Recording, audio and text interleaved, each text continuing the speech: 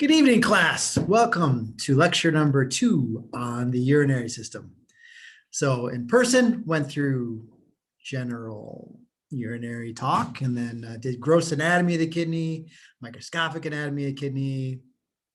And now tonight, we're going to talk about more the nitty-gritty of the functioning. We'll get into what's going on with the tubes and filtration and how we produce the urine. Yeah, that's our plan. So let's just get right to it. All right.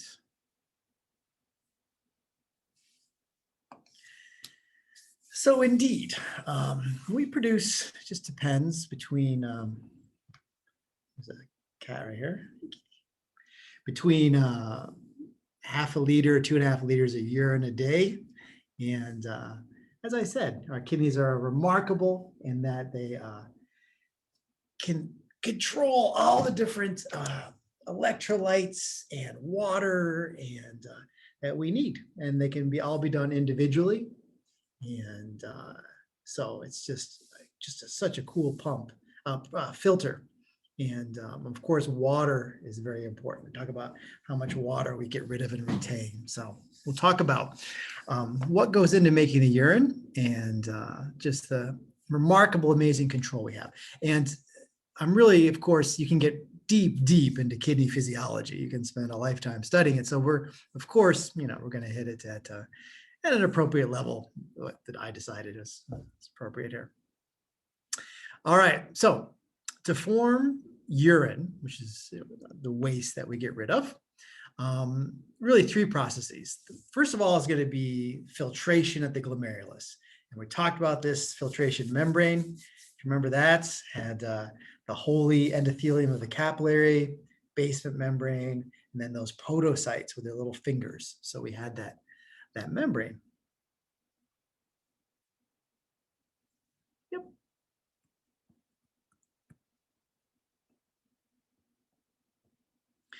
And this is where, here's the blood. And then what's going to go through this filtration membrane will be water, small things, dissolved substances, glucose and ions, etc. But what stays in the blood will be the blood cells and the big proteins, etc. So that filtration is non-selective. Anything that fits through that filter goes. The good and the bad goes through it. It's about 20% of your plasma goes out of the bloodstream to go into those tubes. And of course, if we peed out that much, we'd be peeing constantly. We'd be peeing almost a 55-gallon drum worth of liquid every day. So obviously, we reabsorb 99% of that, right? And so that's that reabsorption that happens in the tubes. And then also we can get rid of things selectively. So let's say you've got a waste product or a drug metabolite you want to get rid of. Well, we can do tubular secretion, actually forces it out into the urine. And this reabsorption secretion can be active using ATP. Anything that uses energy has to be that. Or passive, meaning like all water moves passively just by osmosis. We're not using any energy to pump water ever. All right, and your urine, often yellowish colored, is going to have a lot of nitrogenous wastes. I talked about last lecture, urea and uric acid, breakdown of amino acids and breakdown of nucleic acids too, gives you a lot of the uric acid. These are things we want to get rid of that made out of nitrogen. And of course, the water, any excess water is peed out.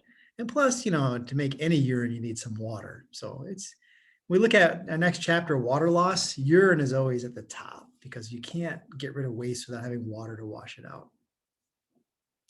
And then whatever electrolytes, you got too much calcium, pee out the calcium. You're too acidic, pee out hydrogen ions. So that's what, when you look at urine, you can see the composition of it. You can kind of tell, you eat a whole bag of pretzels, you're going to see a lot of sodium in your urine, right? You drink a bunch of water, you can have a lot of water in your urine. So the kidneys are a beautiful way to keep that homeostasis. All right. Now, this whole idea of capillaries, we got used to the idea that in a normal capillary bed, you have your blood pressure is going to push out a lot of water. And then at the other end, the venous end, osmosis is going to suck that water back. And then the excess is carried away by the lymphatic system. A little bit of excess. There's always a little more that leaves. Well, the kidney, it's just been separated out in two different places. So all that filtration takes place, but the filtrate, instead of going out in the tissue, gets caught in a cup, gets caught in that cup. And that fluid is channeled through tubes. So real different. Up here, it just enters around the cells and then it, returns back into the blood. Here, it leaves and it gets caught in a cup and in these tubes. And then the blood vessel, after it leaves that cup, turns into the paratubular capillaries. And these capillaries are a place where you'll be able to reabsorb most of that fluid and push things out like that. All right. And that proximal tube is where you do most of the reabsorption, almost all the water, all the glucose. So that's real important, that proximal tube. And if you think about it, when the blood leaves that glomerulus, it's lost a lot of water, right, in the small stuff. So what's left in that blood is a bunch of proteins. And the blood has lost its pressure too, because it just went through these arterioles in that capillary. And so it's going to be slow moving, and being low pressure, these capillaries are very leaky. And then osmosis is really going to draw that water back into that slow moving, rich blood filled with all those proteins. So you lose the fluid here, and you can see right away there's going to be a strong osmosis to pull that water back up into the blood. All right, so if you want to clean out your pantry, I think I said this in both classes, there's really two strategies, right? One is go in and pull out all the expired foods, and you're done. The other one is take everything out and just put back the good stuff. And the second strategy is what we use in the kidney. The filtration is not selective. There's everything that can fit goes through that filter. All the water, all the small things do. So non-selective, good and bad goes through. And then the tubes give you time to take back all the water and all the good, and selectively get rid of some bad stuff too. And then in one 24-hour period, we make 180 liters of filtrate. And for me to picture that, it's about 48 gallons. I mean, I think of a 55-gallon drum, an oil drum. Just, it's it's just an amazing amount of fluid, actually leaves the blood and goes into these kidney tubes. And if you only pee out like a liter, right, you can see that almost all that water is brought back into the body. It's not peed out. Yeah. So if you look at this, you think about your blood the blood plasma is filtered many times every day. So you wonder, like, how much is your blood filtered? Quite a bit, right? Yeah. And urine itself, of course, is mostly water. And then look at that. The next one is urea. So in your liver, you break down amino acids and all those nitrogens, you put together to make urea. Yeah, and then you'll see other things there, like sulfates and phosphates, some ammonia, creatinines, the breakdown of creatine in the muscles. Yeah, that's what you see. All right, well, amazingly, this filter, what's the surface area of it? And it's 2 meters square. I know you're thinking, oh, well, the lungs are half a tennis court, what's 2 meters? But 2 meters is big, right? It's about the surface area of all of your skin. So all that surface area is in your kidneys, and all these little glomeruli, these little tightly wound balls of capillaries. So you've got a big filter potential there. And, just to kind of recap, what's going on, right? The afferent arteriole brings the blood in, but as you can see, it's much bigger than the efferent. So really the pressure backs up in those capillaries, and the fluid is going to be forced out, especially because the capillary is super leaky, lots of holes in it. And then you've got these podocytes with their little fingers making slits too. So water and glucose and vitamins and sodium ions and chloride ions and sulfates, and everything dissolves in there, just goes right through um, that membrane and turns into filtrate, we call it. Not urine yet. Filtrate goes through the tubes, and it's urine when we're finally dripping into the calyces to head to the bladder. So this is really telling if you look at this. So when you look at plasma and the filtrate, look at those two columns. And I want you to go down those numbers.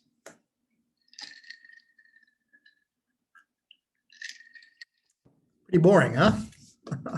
Because they're all the same, right?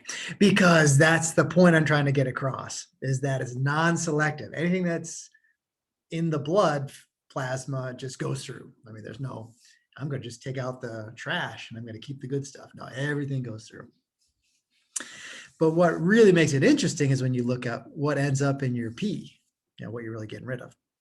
So let's go down to the very bottom here, and you can see glucose. It all comes out through that filter. It's small, nothing stops it. But look how much you pee out. Right, there you go. You reclaim all that glucose, and it's sugar. You don't want to pee that out. That's valuable, right?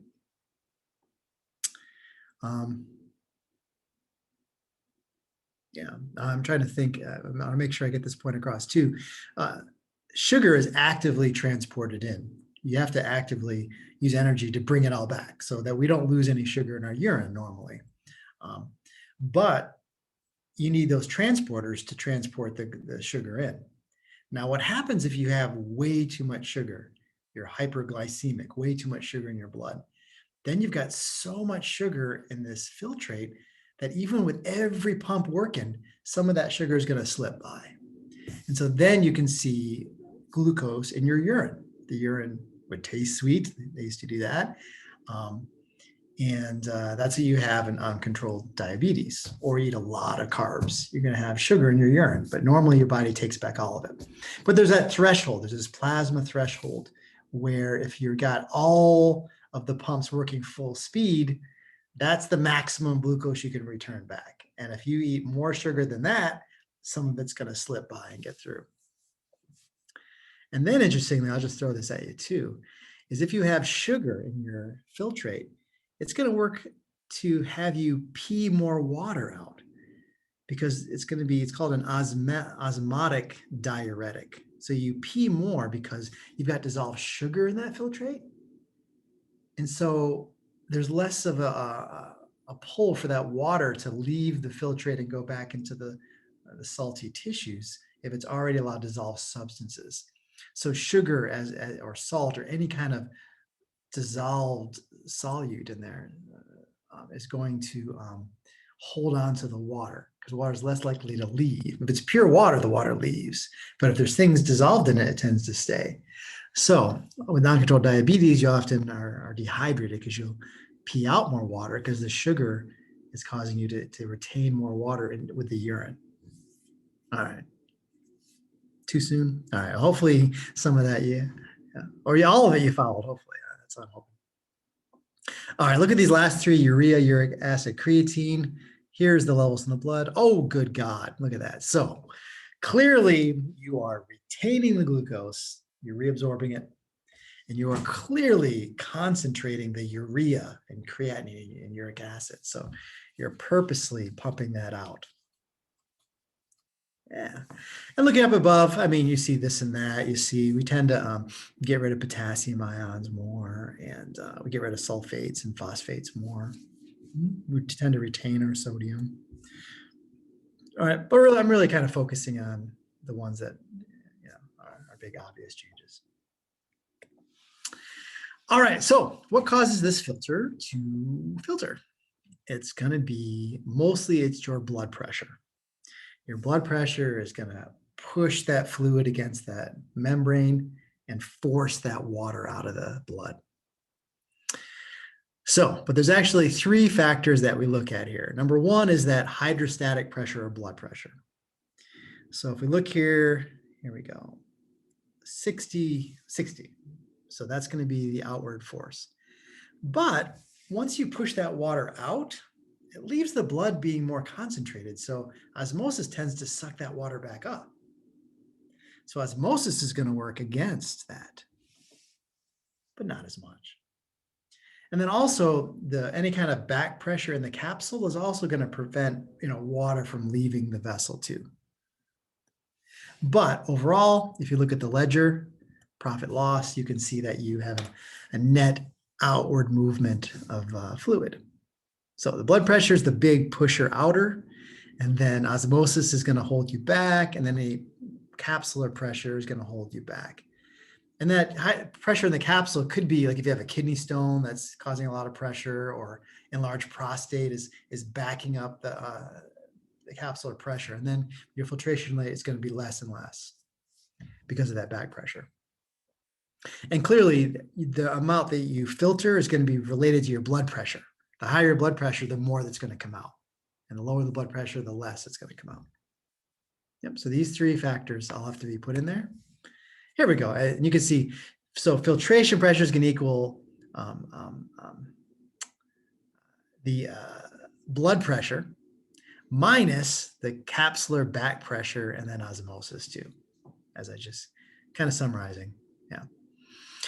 And what people in the business that talk about how your kidney's functioning, they talk about GFR, glomerular filtration rate.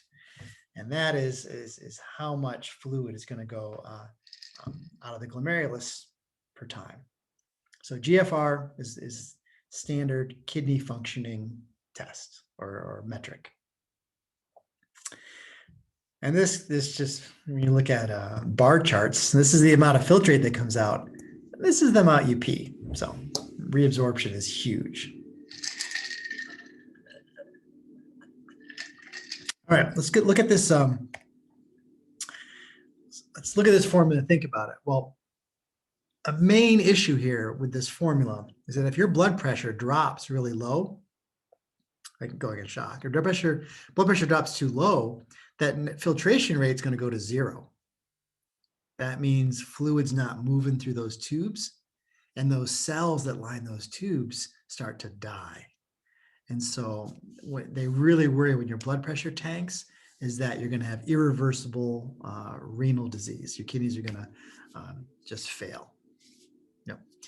And so that's why your body does everything it can to avoid that and keep your blood pressure high enough. I mean, to provide blood to your brain is important too, but also your kidneys have to have some bottom line blood pressure to function. All right, so let's think of this formula again. Remember, it's blood pressure out, osmosis pulls you back, any kind of capsular pressure pulls you back. But overall, it should be positive. Blood pressure is high enough to overcome these two, and so you have a positive GFR. Now, looking at those three variables, if you were low in proteins, that means your blood doesn't have any proteins in it. What's that going to do? It's going to make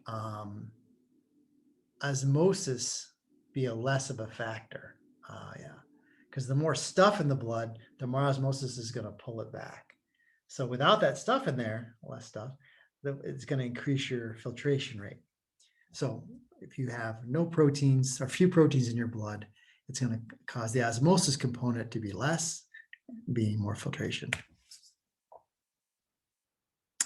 And in this case, if you have a backup of urine, you got some kind of obstruction, the pressure is going to increase, and that will decrease your GFR, because in that formula, blood pressure minus osmosis minus that capsular pressure.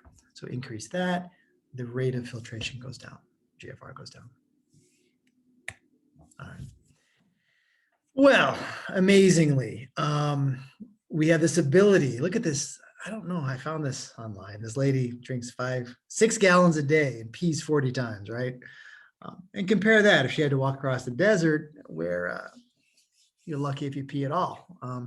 So this rate varies just incredibly about how much water intake you have, how much you pee out, because the kidneys get rid of any excess water.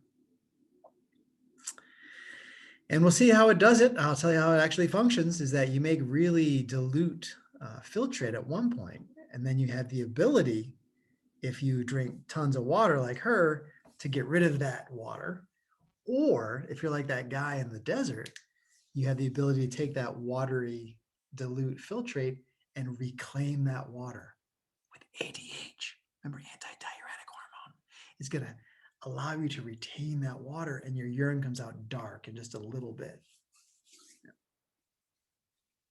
We're talking about GFR in the hospital world too. You need a minimum amount. How many? I forgot. It's like 60 milliliters an hour or something like that. I mean, they want to make sure you're peeing. They want to make sure you're producing urine and your kidneys are working. So once kidneys stop working, your blood nitrogen levels go up and then you're in big trouble. So they want to make sure that your GFR is positive.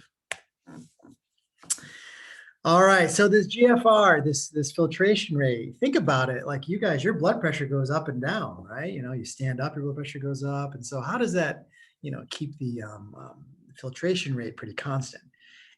And you do it through autonomic feedback processes, right? So imagine if your blood pressure gets too high, your filtration rate would be too high. So what you can do is take those afferent arterioles and just kind of shut them down. And that will decrease the pressure in the glomerulus. Because remember, the afferent's big, the efferent's little. We'll make this one little, and you're going to have a lower filtration rate. Or if your blood pressure is too low and you still need your kidneys to work, well, then you can shut down the efferent, and it's going to increase the pressure in there, and you'll have more filtration rate. And overall, if you have a low blood pressure situation, you can narrow both of the afferent and efferent arterioles, and it will allow you to have more blood pressure. It'll back up and will keep the filtration rate about equal. So if you both of these constrict at the same time, it's going to drop a little, but not much. You get the big difference when you open one or open the other. But if they do both of them, keeps it about constant. All right. Yes. So sympathetic impulses. Definitely you're doing fight or flight kind of stuff. And then we'll talk about this next here, because I talked a little bit about it in person, but remember, blood pressure or sodium levels are going to be detecting your blood pressure, and then this renin this hormone can raise your blood pressure. And then your heart gives off a couple hormones too. If you're this atrial natriuretic peptide, A&P, is when the atria are too stretched. That means you got too high a blood pressure. You got too much fluid in your body, something like that. And it will come down, and you'll try to increase filtration rate, and you'll try to get rid of more water. All right, now I'll explain this. Just give me a second.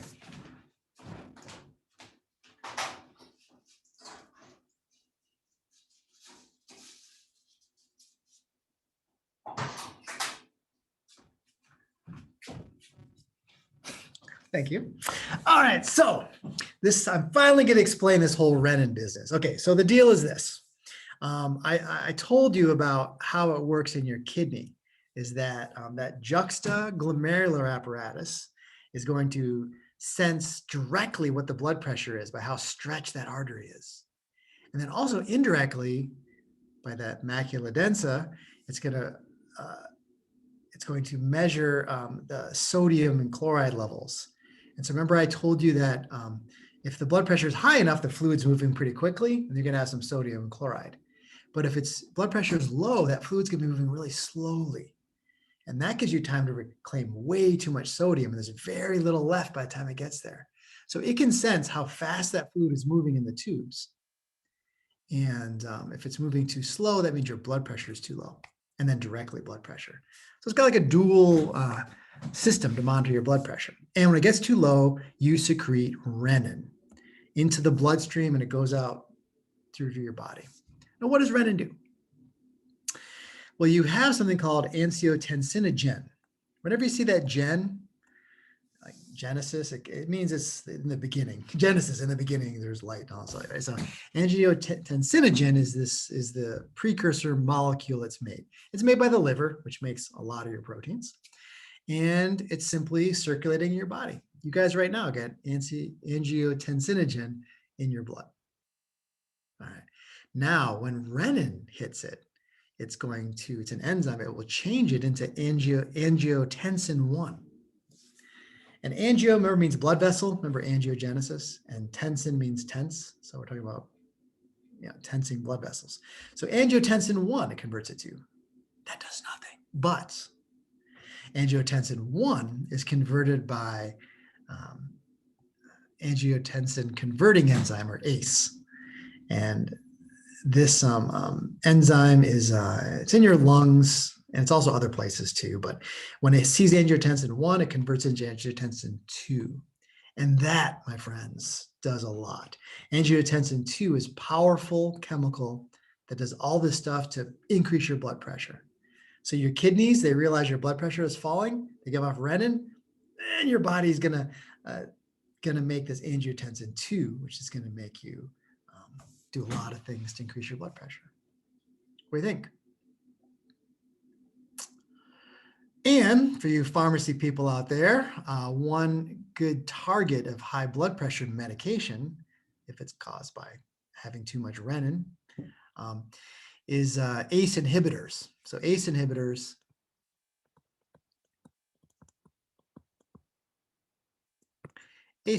inhibit the angiotensin converting enzyme. Thus, you got plenty of angiotensin 1, but it just stays there. It doesn't be converted to the active form. So ACE inhibitors are the toolbox of people pharmacologically trying to keep your blood pressure down, because renin in the system, well, renin doesn't do anything directly, but renin makes you get on your way to making angiotensin 2. And without ACE, you can't make 2. And then you don't have high blood pressure. That's just saying angiotensin 1 does nothing. All right, so this is the same thing, but just to recap here. So remember, angiotensinogen is just a protein that's in your blood, but when it gets renin is going to, from the kidney, turn into angiotensin 1. And then ACE is going to make it into 2, and angiotensin 2 is a powerful drug, chemical that's going to make all these things happen, including sympathetic activity. So your blood vessels are going to narrow, your heart rate's going to go up, cardiac output, increased blood pressure. And then I was going to say bigly, that's terrible. You're also going to secrete aldosterone. And aldosterone, we learned, comes from the adrenal glands. And that's going to make, I'm going to tell you what it does. It's going to make you retain sodium in your kidneys.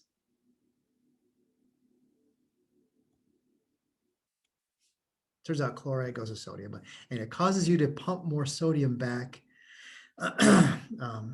into your body out of the filtrate. And when you pump sodium, chloride follows it. Sodium chloride is salt.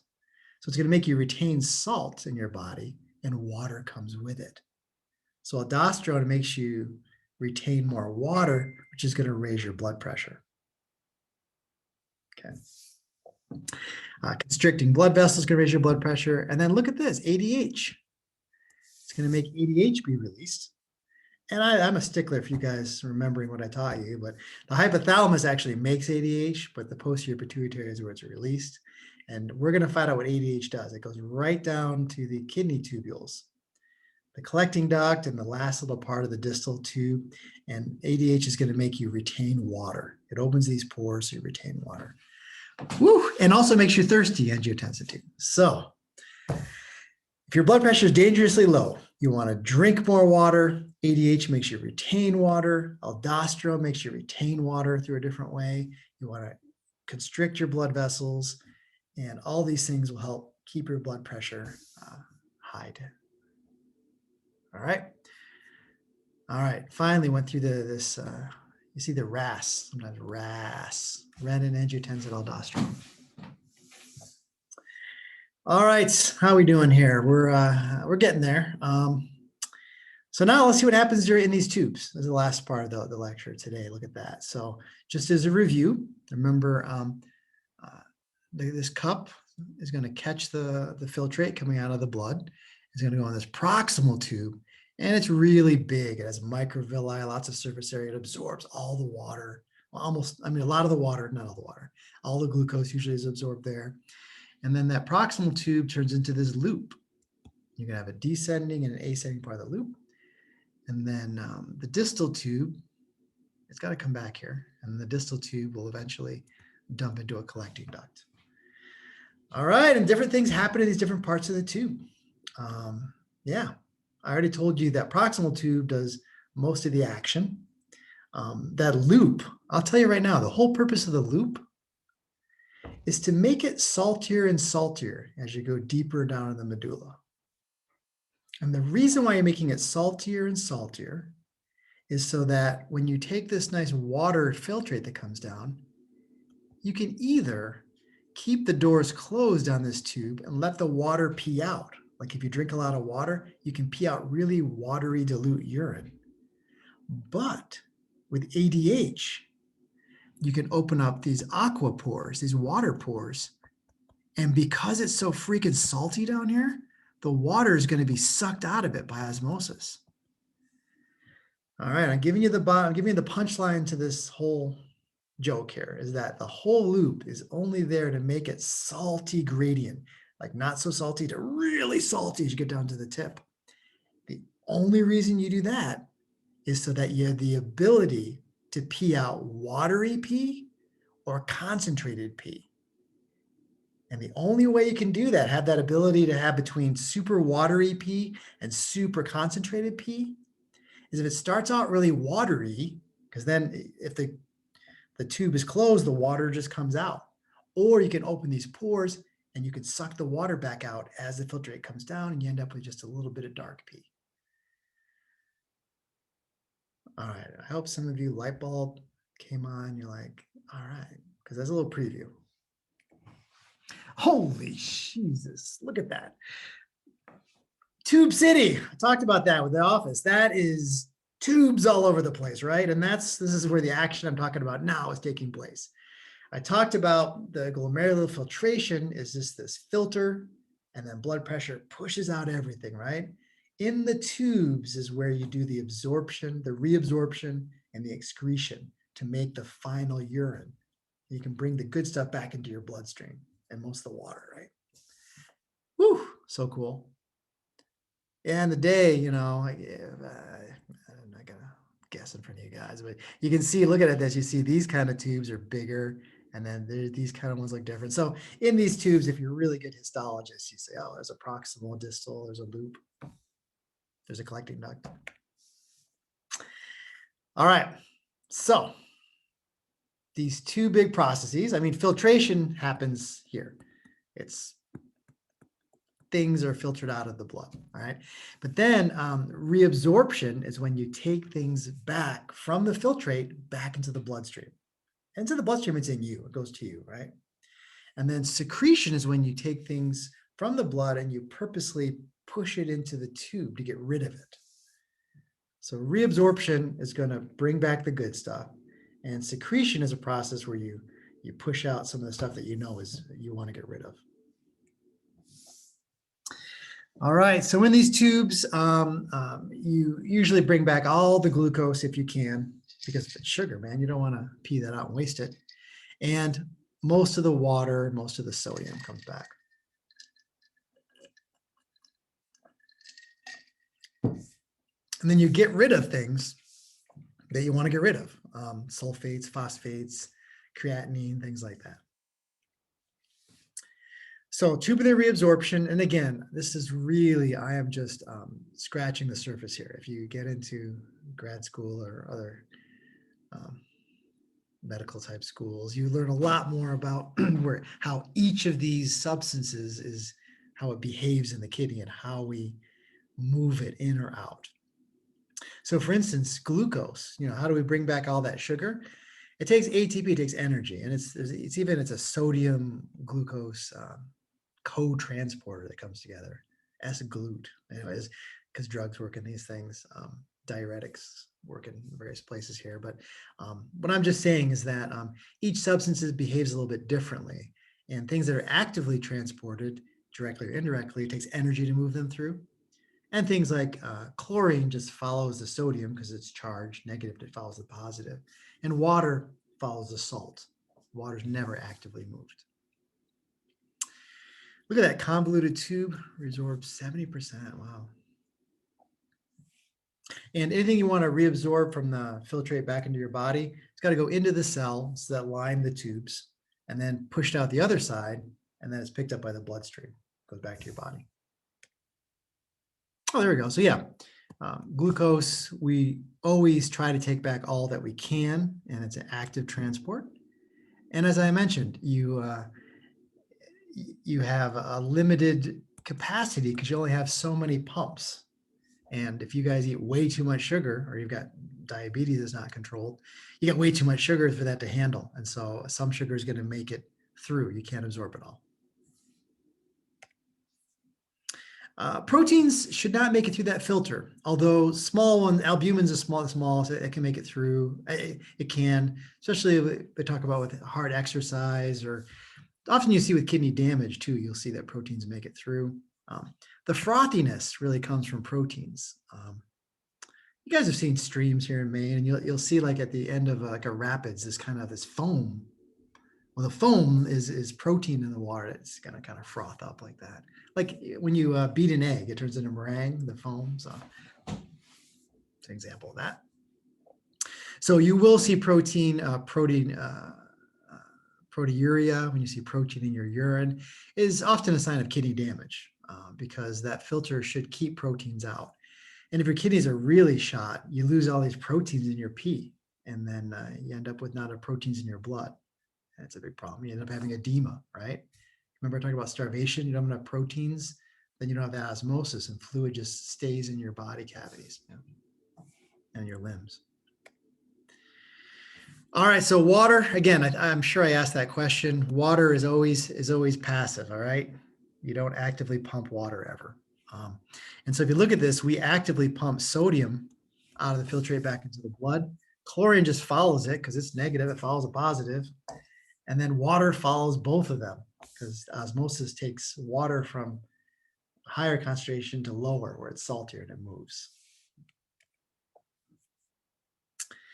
All right, and to give you the idea of how much is reabsorbed, I mean, you get the idea that you have a 55-gallon drum filled with filtrate, you only pee out like a liter. You know you absorb most of it, but can we see? It's kind of my way. There we go. You can see that we reabsorb 99% of the water and 99.5% of the sodium. So that stuff went out in the filtrate, but we took it back. Yeah. And what I also want you to keep in mind is, because it's such a huge number here, is that even a small change, you go from 99 to 97, you can triple the amount of water you get rid of. So what I'm saying is a small tweak in that percentage equals a lot of change in the volume of water. Yeah, so you can pee out, 2 liters versus 5 liters real easily with just a minor adjustment. Secretions, when we actively get rid of stuff, and we push it out of the blood, we want to say, we want to get rid of this. Remember, a lot of the stuff just goes through filtration, just non-selectively. But this is selective. We're like, all right, we want to get rid of this drug. We're going to push it into the urine to get rid of it. This usually takes energy.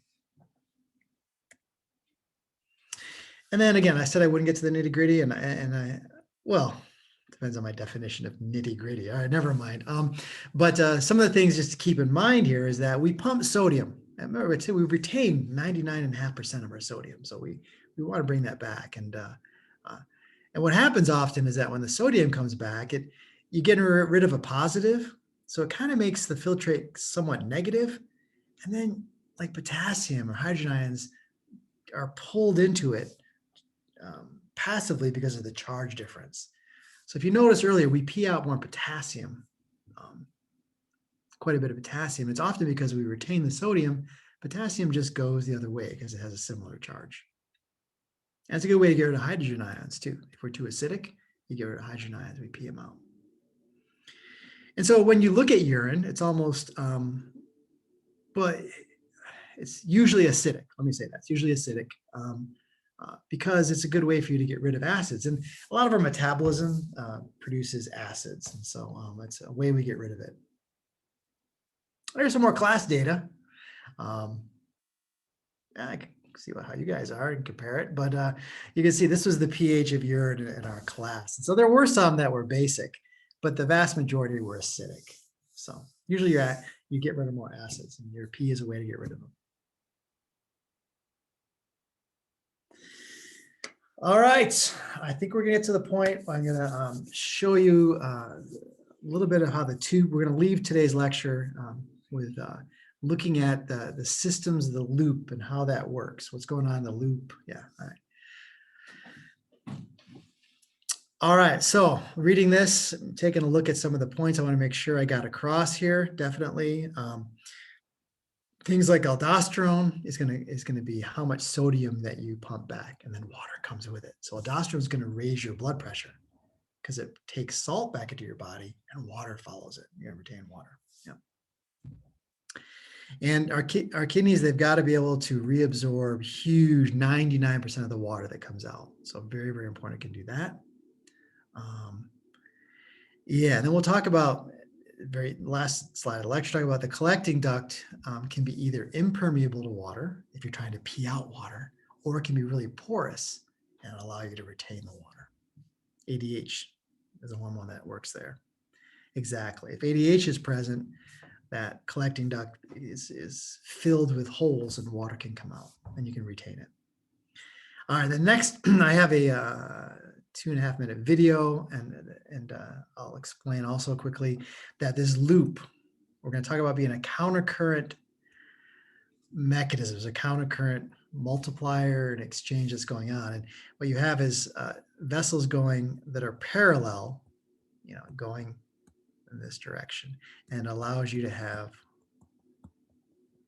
this exchange. So two currents going parallel to each other. Let's see. Yeah. And I guess, yeah, oops.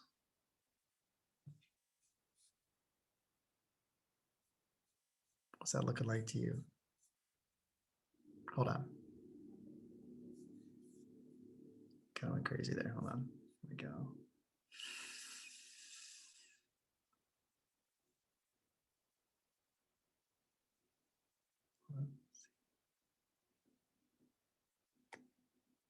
Okay, here it was.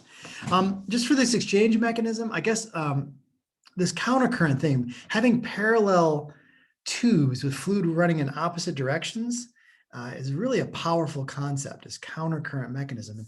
And imagine this was a duck's foot. Here's the duck. And you wonder, how can it stand on ice and not get freezing? Because the blood vessels go down. How is the blood not getting frozen? There's the duck standing on the ice all day long, right? Because it has blood vessels that are parallel right next to each other. And so the blood in the body is hot, of course, and the blood down here stays very cold.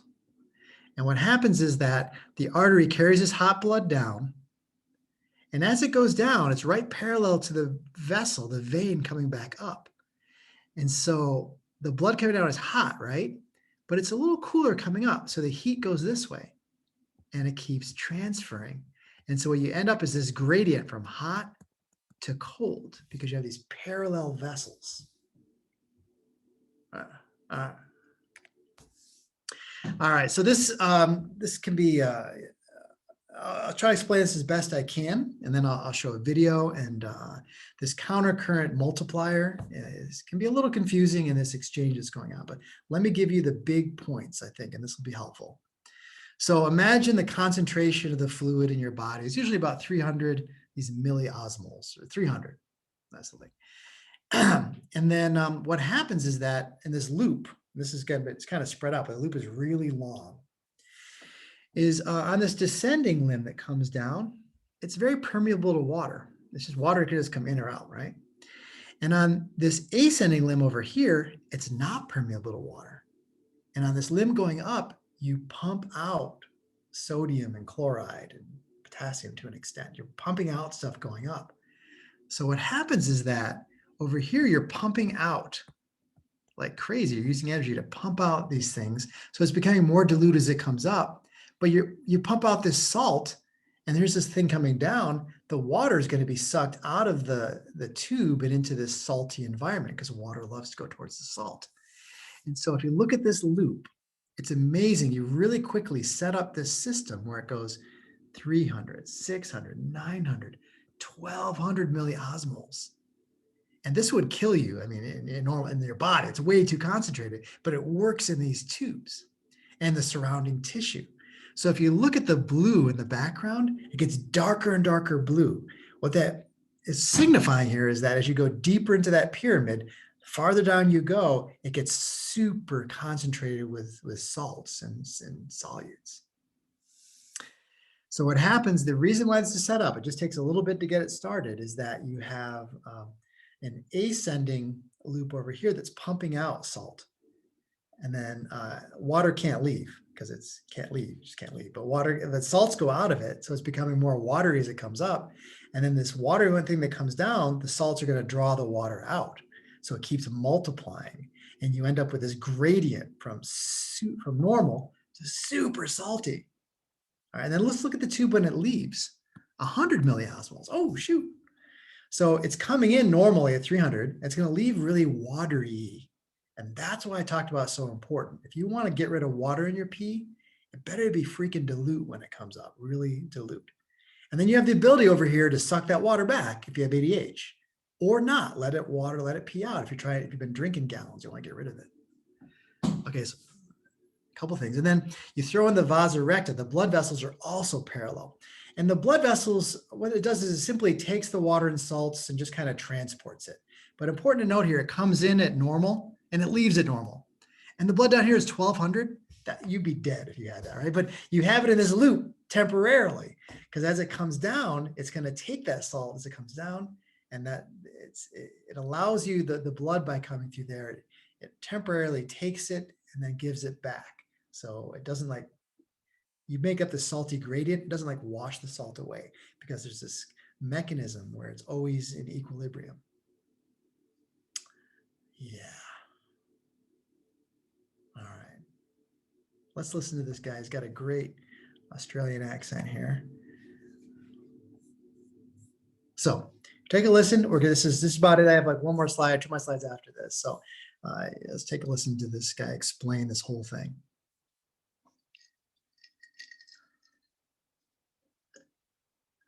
The kidney is the body's filtration system and produces urine in its thousands of nephrons, the kidney's basic unit. Each nephron begins with a Bowman's capsule wrapped around a capillary ball, the glomerulus, which becomes a tubule that eventually forms the loop of Henle, before collecting into tubules and ducts that empty into the bladder. Fluid from the blood enters the nephron by filtration and passes along it, where substances are added from the blood by secretion or removed from it by reabsorption. Potassium and hydrogen ions, organic acids and bases, metabolites and foreign substances are secreted across a selected membrane. The potassium and hydrogen are exchanged for sodium along the tubule. 99% of the filtrate is reabsorbed through a mixture of passive diffusion down an osmotic or concentration gradient and active transport by pumping against a concentration gradient. The kidneys can conserve water. The only way that the body can move water is by moving sodium chloride first. You have to create a concentration gradient so that water can move by osmosis in the direction of the highest concentration. The loop of Henle creates a hyperosmotic region in the medulla of the kidney, acting as a sponge, drawing water out from the collecting duct, if the duct becomes permeable under the influence of vasopressin, also known as antidiuretic hormone, or ADH. The ascending limb of the loop of Henle, which is impermeable to water, pumps out sodium chloride via sodium-potassium chloride co-transporters from the urine into the blood in the vasa recta. Blood in the vasa recta carries this sodium chloride into the medulla, making the entire region hyperosmotic. The blood which is moving in the opposite direction to the urine in the loop of Henle, then ascends parallel to the descending limb of the loop of Henle.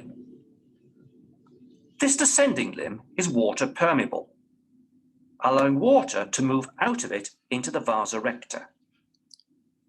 This entry of water into the ascending vasa recta reduces the osmotic potential of the blood to normal as it returns to the body. The interplay between the loop of Henle and the vasa recta is called the countercurrent multiplier. Essentially, the medulla acts as a sponge, retaining and releasing water to address the water requirements of the body. ADH acts on the collecting duct to make it permeable to water, allowing water to move into the hyperosmotic medulla, where it is drawn up by the vasa recta and returned to the body.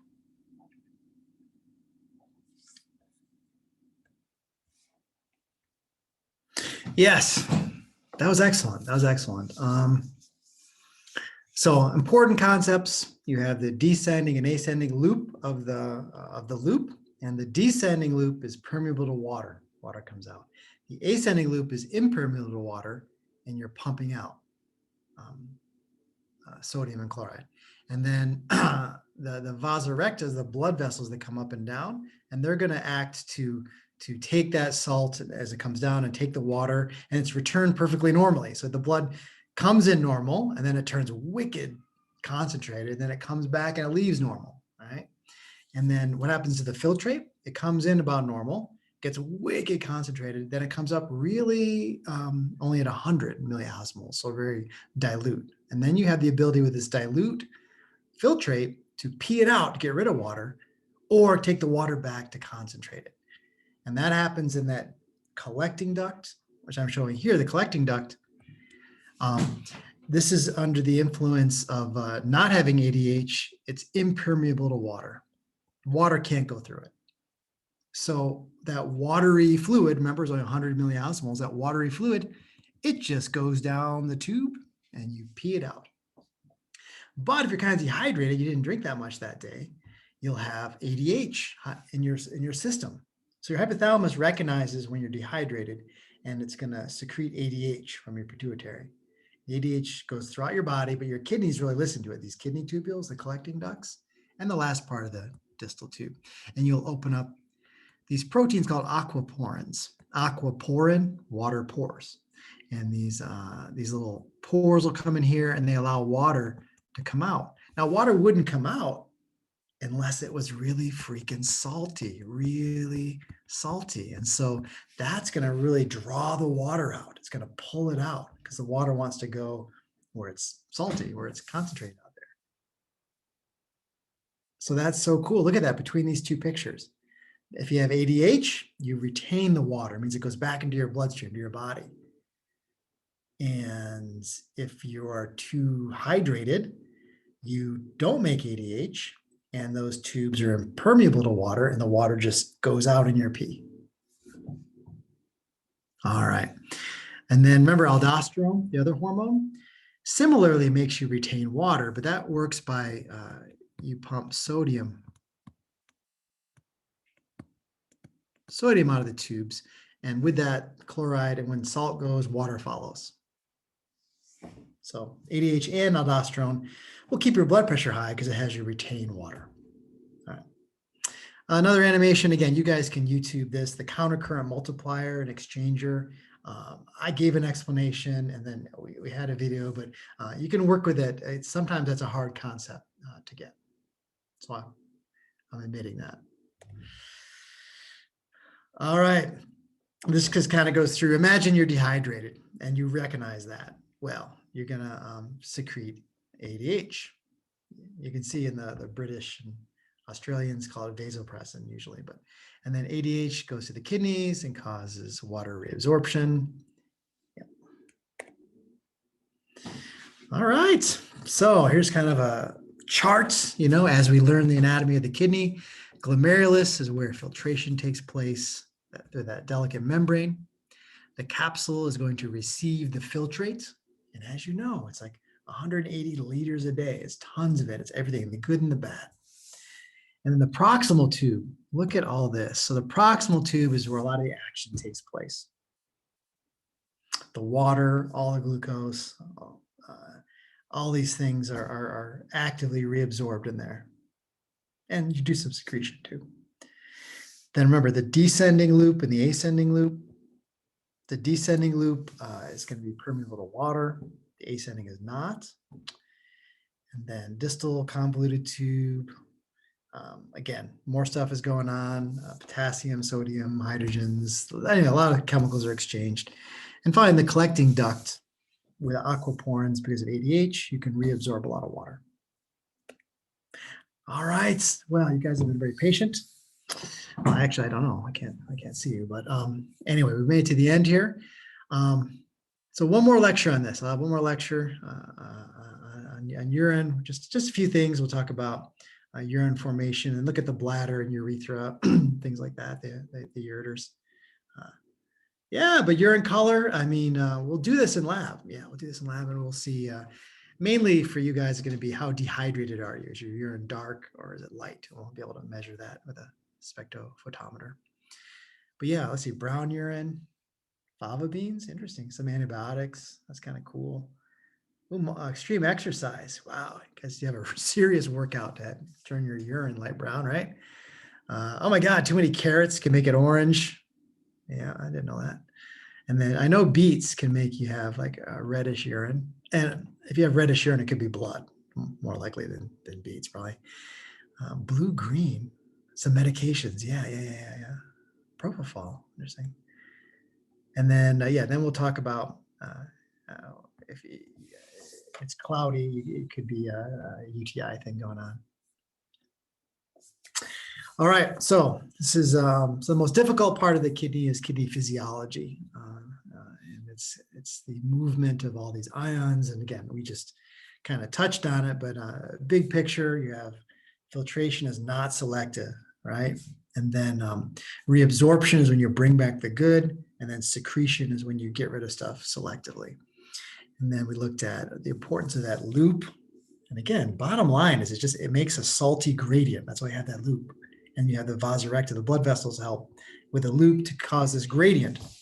And this gradient of saltiness allows us to make either watery urine or concentrated urine because of ADH acting on the collecting duct. All right, I'm giving this to you. You guys can, can listen to it. I have no feedback, but my computer monitor here, but hopefully you're doing good. You can read the chapter here, and I'll have one more lecture on the urinary system. So hope you guys are well.